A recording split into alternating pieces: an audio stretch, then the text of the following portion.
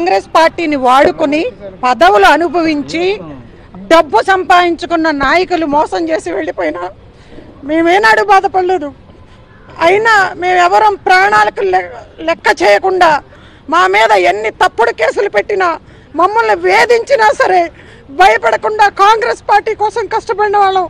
అటువంటి నాయకుల్ని కార్యకర్తలందరినీ కూడా మోసం చేసి ఈ రోజున ఇప్పుడున్నటువంటి నాయకత్వం, ముఖ్యంగా షర్మిల, రాహుల్ గాంధీ గారి మాట కోసం ఆమెను గౌరవించి అందరం కలిసికట్టుగా పనిచేస్తే ఈ రోజున కాంగ్రెస్ పార్టీ నాయకుల్ని కార్యకర్తల్ని వీధి పాలు చేసి టికెట్లు ఇవ్వకుండా, సరైన పని చేసిన వాళ్ళకి టికెట్లు ఇవ్వకుండా, కష్టకాలంలో జెండా మోసిన వాళ్ళకి ఎవరికి అండగా లేకుండా పార్టీ ఫండ్ పంపిస్తే అన్నిటినీ కూడా దాచుకుని అభ్యర్థుల్ని అందరినీ కూడా గాలి కొదిలేసినటువంటి పరిస్థితులు రాష్ట్ర వ్యాప్తంగా అందరూ ఫోన్లు చేసి కృంగిపోయి బాధపడతా ఉంటే 10 సంవత్సరాల నుంచి నరరూప రాక్షసుల పైన యుద్ధం చేసినటువంటి దాన్ని నేను ఏనాడు కంట తడి పెట్టుకోలేదు. కానీ ఈ రోజున వైఎస్ రాజశేఖర్ రెడ్డి గారి పేరు చెప్పుకుని రాజశేఖర్ రెడ్డి కడుపును తప్పబొట్టి కాంగ్రెస్ పార్టీని ద్రోహం చేసి కార్యకర్తలకి నమ్మక ద్రోహం చేసినటువంటి పరిస్థితి చూస్తూ ఉంటే చాలా బాధగా ఉంది.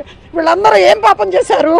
సొంత డబ్బులు ఖర్చు పెట్టుకుని అన్నీ గాలి వదిలేసి, కుటుంబాలని వదిలేసి, రాహుల్ గాంధీ గారు లాంటి వ్యక్తి ప్రాణత్యాగాలు చేసినటువంటి కుటుంబం ప్రాణాలు పోతాయని తెలిసి కూడా భారత్ జోడో యాత్ర, భారత్ న్యాయ యాత్ర చేస్తే నేను కూడా ఆయనతో పాటు కలిసి భారతదేశం అంతా కూడా నడిస్తే మేమందరం కూడా ఈ రోజున ఈ విధంగా మమ్మల్ని క్షోభ పెట్టి ఏమి సాధిస్తూ ఉందో, కేవలం డబ్బులే ఎజెండాగా పెట్టుకుందో, కేవలం ఒక కక్షపూరితమైనటువంటి చర్యకు మాత్రమే ఆంధ్రప్రదేశ్కి వచ్చిందో మాకెవరికి అర్థం కావట్లా.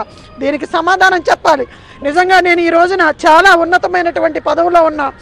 నేను ఇన్ఛార్జిగా ఉన్నటువంటి జిల్లాల్లో నా పార్టీ కోసం కష్టపడినటువంటి నాయకులకి, కార్యకర్తలకి నేను న్యాయం చేయలేకపోయాను. ప్రతిరోజు వాళ్ళతో పని చేయించుకున్నాం, కేసులు పెట్టించుకున్నారు. అందరూ కూడా వాళ్ళకి టికెట్లు ఇచ్చే విషయంలో ఎంతమంది పెద్దలతో మాట్లాడినా, షర్మిలతో మాట్లాడినా, మాణిక్యం ఠాకూర్తో మాట్లాడినా, సిడబ్ల్యూసీ మెంబర్లు 5 ఉన్నారు. ఇంకా పార్టీ పెద్దలు కేంద్ర మంత్రులుగా చేసిన వాళ్ళు ఉన్నారు, మాజీ రాష్ట్ర మంత్రులుగా చేసిన వాళ్ళు ఉన్నారు. వాళ్ళందరికీ ఫోన్లు చేసి సార్ వాళ్ళందరికీ న్యాయం చేయాలి అంటే ఒక్కళ్ళు కూడా పట్టించుకోకుండా ఈ విధంగా క్యాడర్ని మొత్తం గాలి కొదిలేసినటువంటి పరిస్థితి చూస్తూ ఉంటే చాలా బాధగా ఉంది. నేను మనస్తాపం చెంది నేను రాష్ట్రానికి వర్కింగ్ ప్రెసిడెంట్గా ఉన్న పదవికి కూడా నేను రాజీనామా చేయడానికి సిద్ధంగా ఉన్నాను. ఈ బాధ్యత వహిస్తూ నేను పార్టీ క్యాడర్కి న్యాయం చేయలేకపోయాను. నేను ఎవరికి కూడా నేను అండగా నిలబడలేకపోయాను. ఎలక్షన్ టైంలో నేను సిద్ధంగా ఉన్నాను. ఇంతమంది కాంగ్రెస్ పార్టీ నాయకులకి, కార్యకర్తలకి నమ్మకం ద్రోహం చేసినటువంటి పిసిసి ప్రెసిడెంట్గా వ్యవహరిస్తున్నటువంటి షర్మిల బాధ్యత వహించి రాజీనామా చేయాలని కూడా డిమాండ్ చేస్తూ ఉన్నాం. పార్టీ కార్యకర్త అభ్యర్థులు ఎవరికి కూడా సకాలంలో జెండాలు కానీ మెటీరియల్ కానీ అందించలేదు. 2014-19లో కూడా చూసాం. ఎందుకంటే దారుణమైనటువంటి పరిస్థితులు.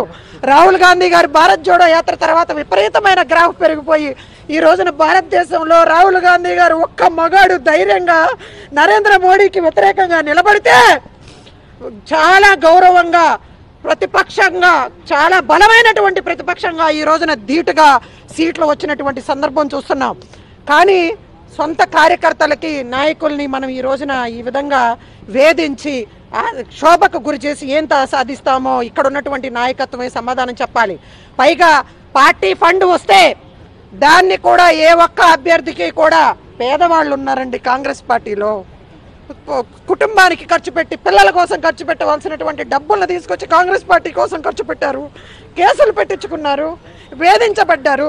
అటువంటి వాళ్ళకి ఒక్క రూపాయి కూడా ఇవ్వకుండా కేవలం పెద్ద పెద్ద నాయకులకు మాత్రమే ఫండ్ ఇచ్చిందంట. అంటే వాళ్ళు ఢిల్లీ వెళ్ళి ఏమో భజన చేయటం కోసమా, ఎవరు ప్రశ్నించకుండా ఉండటం కోసమా కార్యకర్తలను ఈ విధంగా అన్యాయం చేసి వదిలిపారేసినటువంటి పరిస్థితి చూస్తూ ఉన్నాం. అందుకనే నేను చాలా మానసికంగా చాలా బాధపడతా ఉన్నాను. ఎవరికి చెప్పుకోలేక ఈ రోజున అందరూ వచ్చి రాష్ట్ర వ్యాప్తంగా 2 రోజుల నుంచి కూడా ఇక్కడ మీటింగ్ పెట్టుకుంటామని చెప్పి అందరూ నిర్ణయం తీసుకుంటే టికెట్లప్పుడు స్పందించినటువంటి నాయకులు, పార్టీ ఫండ్ వస్తే పార్టీ క్యాడర్, పార్టీ అభ్యర్థులకి డబ్బులు పంపించడానికి సమాధానం చెప్పినటువంటి వాళ్ళు, పార్టీలో ఉన్నటువంటి నాయకులు, కార్యకర్తలు ఇక్కడికి రాకుండా బెదిరిస్తూ ఉన్నారు. నాకు ఫోన్లు వస్తూ ఉన్నాయి, షర్మిల పేరు చెప్పి బెదిరిస్తూ ఉన్నారు. ఏంటి నువ్వు మీటింగ్కి హాజరవుతున్నావంట, అందరూ రమ్మంటే వస్తున్నావంట, నీ అంతు చూస్తామని చెప్పి నాతో పాటు ఉండే 2 వ్యక్తులకు ఫోన్ చేసి మీ అంతు చూస్తామని చెప్పి బెదిరిస్తా. ఇవాళ రోజున వైఎస్ షర్మిలారెడ్డి పేరు చెప్పి నన్ను కూడా బెదిరించే పరిస్థితికి దిగజారినటువంటి పరిస్థితులు చూస్తా ఉన్నాం. కానీ తగ్గేదే లేదు, భయపడలేదు నేను. ఆఫ్టర్ ఆల్ మీరెంత పార్టీ కార్యకర్తలకి నాయకులకి అండగా నిలబడతాను. ఏం జరిగినా సరే దాన్ని ఎదుర్కోవటానికి నేను సిద్ధంగా ఉన్నాను అని చెప్పి మీ ద్వారా తెలియజేస్తాను.